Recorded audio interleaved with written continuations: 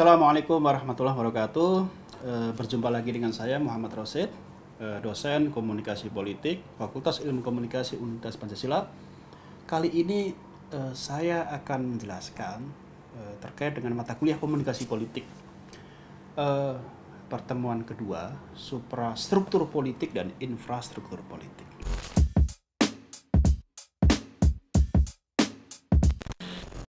Nah, ini tema yang saya pikir sangat menarik dan sangat fundamental pemahaman komunikasi politik para mahasiswa. Nah, sebelum secara rinci saya menjelaskan apa sebetulnya suprastruktur politik dan apa sebetulnya infrastruktur politik itu dan bagaimana pesan komunikasinya, ya, komunikasi yang disampaikan kedua institusi tersebut. Yang pertama saya akan menjelaskan sub CPMK dulu. Pertama, mahasiswa mampu mengidentifikasi suprastruktur politik dan infrastruktur politik. Yang kedua, mahasiswa mampu menganalisis komunikasi infrastruktur politik, ya. Nah, itu dua sub CPMK yang perlu dipahami oleh para mahasiswa. Nah, selanjutnya ada dua, ya, kalau kita lihat gejala komunikasi politik. Tadi saya jelaskan suprastruktur politik dan infrastruktur politik. Apa sebetulnya perbedaannya? Kalau suprastruktur politik itu bisa kita katakan the governmental political sphere. Kekuatan sosial politik pemerintahan secara formal. Itu intinya. Jadi kekuatan sosial politik secara formal. Sementara infrastruktur politik itu kita bisa sebut the socio-political sphere, kekuatan sosial politik, ya, tentu secara informal, ya, tadi formal ini informal, atau kekuatan politik masyarakat lah, intinya seperti itu. Tugasnya yang merespon, memberikan saran, masukan, bahkan mengkritik kebijakan-kebijakan dari the governmental political sphere. Nah, siapa sebetulnya suprastruktur politik itu? Ya, legislatif, eksekutif, yudikatif. Tentu kalian sudah tahu tugas dan fungsinya. Legislatif, ya legislasi, budgeting, controlling, dan sebagainya. Eksekutif, ya eksekusi undang-undang yang telah dibuat oleh anggota dewan yang terhormat itu, ya yang menjalankan adalah eksekutif. Nah, yudikatif pada intinya penghakiman, pengadilan. Jadi ketika ada pejabat publik melakukan penyelewengan, ada satu lembaga loh namanya yudikatif. Ketiga ini masuk kategori the governmental political sphere atau suprastruktur politik. Intinya itu, ya. Apa yang kemudian dikomunikasikan dari suprastruktur politik itu ya mengenai kebijakan, apapun saja kebijakan, misalnya kebijakan terkait dengan pendidikan melalui Menteri Pendidikan, kebijakan tentang ekonomi melalui Menteri Keuangan, melalui Menteri Ekonomi, kebijakan melalui sosial budaya, ya, kebijakan melalui pekerja dan sebagainya. Nah, itu semuanya tugasnya komunikasi dari suprastruktur politik. Yang kedua, meningkatkan loyalitas dan integritas nasional. NKRI itu bukan harga mati, ya, tapi ya NKRI, ya ada orang menyebutnya harga mati, ada orang menyebutnya tidak harga mati. Tapi yang jelas bahwa kita harus bersatu padu, ya. Kalau menyatakan bahwa NKRI harga mati, ya sah-sah saja. Tapi pada intinya adalah persatuan Indonesia bersatu padu. Begitu. Selanjutnya penerapan aturan undang-undang melalui yudikatif tadi, ya. Kemudian mendorong partisipasi masyarakat. Ini komunikasi suprastruktur yang kemudian harus sampai kepada masyarakat, ya. Selanjutnya adalah infrastruktur politik. Tadi saya katakan infrastruktur politik adalah the socio-political sphere, kekuatan politik masyarakat. Dan ingat bahwa infrastruktur politik itu bukan masuk dalam pemerintahan, bukan, tetapi di luar pemerintahan. Makanya tugasnya adalah merespon, memberikan masukan, memberikan kritikan kepada pemangku kebijakan. Pemangku kebijakan itu masuk kategori suprastruktur politik. Nah, siapa saja sebetulnya infrastruktur politik itu? Yang pertama adalah partai politik, yang kedua kelompok kepentingan, yang ketiga kelompok penekan, yang keempat itu media komunikasi politik, yang kelima figur politik. Kita bahas satu persatu ya, komunikasi infrastruktur politik dari 5 ini. Pertama, partai politik.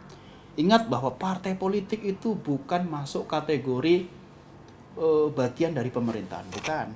Partai politik itu menjadi kekuatan sosial politik masyarakat. Makanya partai politik itu tugasnya rekrutmen politik, melakukan pendidikan politik, pengatur konflik atau pemecah konflik. Jangan sampai partai politik konflik ria di internal. Karena salah satu tugasnya undang-undang, sesuai dengan undang-undang, partai politik salah satu pengatur atau pemecah konflik. Hadir di tengah-tengah masyarakat sebagai solusi, bukan sebagai beban. Seperti itu. Jadi ingat bahwa partai politik ketika ada kebijakan pemerintah ya tentu harus merespon. Baik itu partai oposisi, the ruling party, maupun partai oposisi sebagai oposisi. Dalam sistem demokrasi ada partai yang menempatkan diri sebagai oposisi.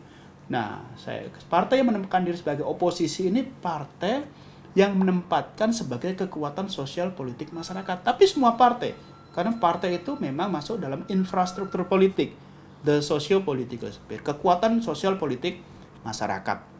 Kita tidak membahas partai secara detail ya, partainya berapa, basis sosial, basis apa segala macam, tidak. Ya, kita membahas bahwa posisi partai politik ini bagian dari infrastruktur politik. Yang kedua, kelompok kepentingan. Ya, kelompok kepentingan itu ya biasanya mengadvokasi multi isu. Banyak isu yang kemudian diadvokasi. Misalnya NU, Muhammadiyah, FPI dan sebagainya ya. Saya tidak menyebut FPI karena sudah dibubarkan ya. Mohon maaf. Itu semuanya kelompok kepentingan. Ya, kelompok kepentingan itu penting untuk keselarasan bangsa. Kenapa? Karena tugasnya merespon dan memberikan masukan kebijakan-kebijakan pemerintah. Kemudian juga ada kelompok penekan. Ketika mahasiswa demonstrasi ya menuntut ini itu kepada pemerintah misalnya, itu bagian dari kelompok penekan. Pada intinya kelompok penekan itu mengadvokasi single issue, misalnya seperti ICW, Indonesian Corruption Watch. Itu kelompok kepentingan karena dia mengadvokasi single issue.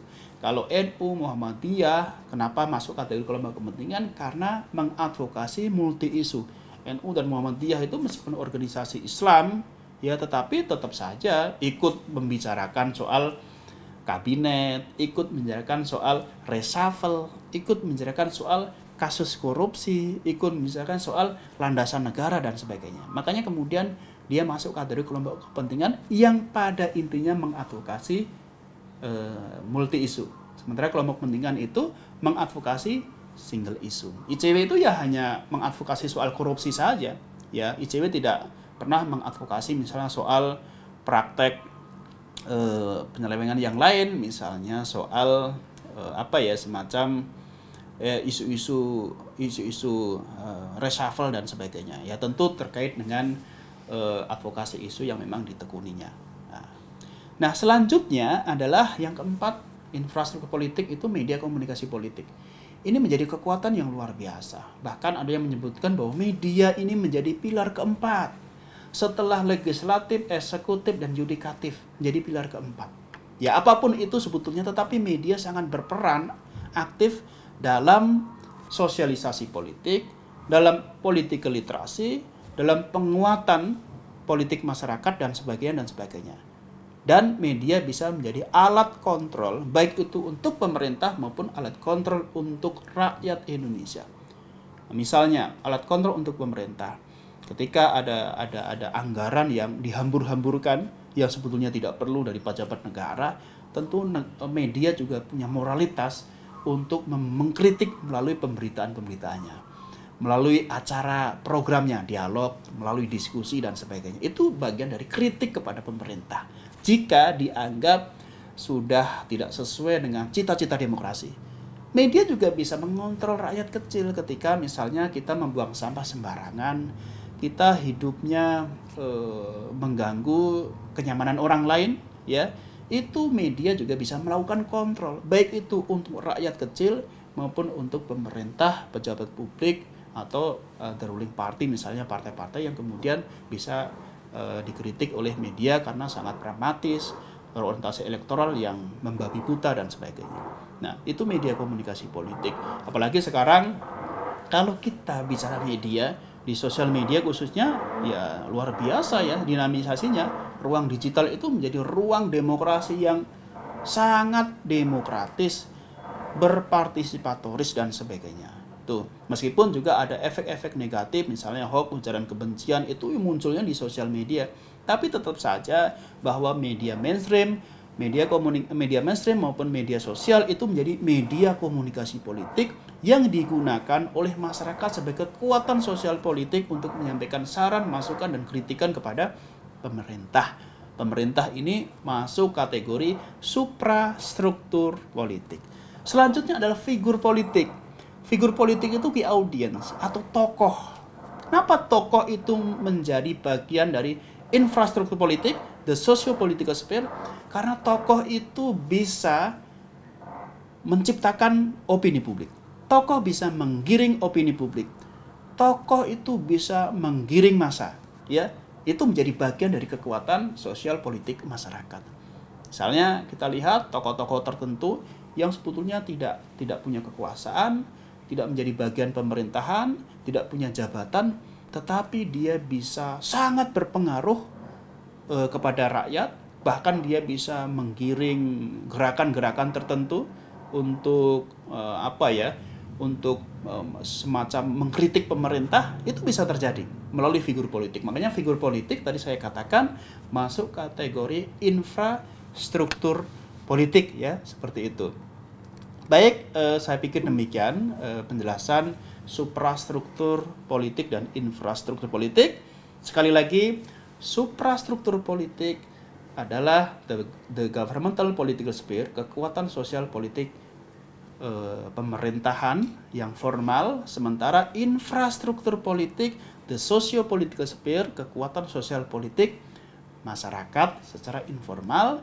Dan ini menjadi kekuatan yang bisa mengubah kebijakan pemerintah. Oleh karena itu, kita saya pikir beruntung bagian dari negara Indonesia karena ada keseimbangan, ya. Kalau kita lihat negara-negara lain belum tentu ada keseimbangan. Ketika pemerintah kemudian melakukan kesalahan, di situ ada trias politika yang bisa berperan.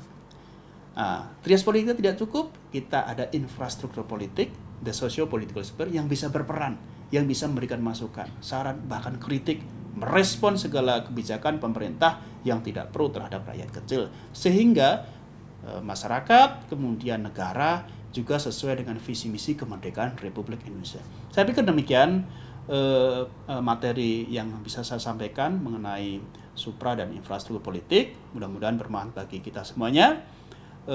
Demikian dari saya. Salam sejahtera, salam Pancasila. Assalamualaikum warahmatullahi wabarakatuh.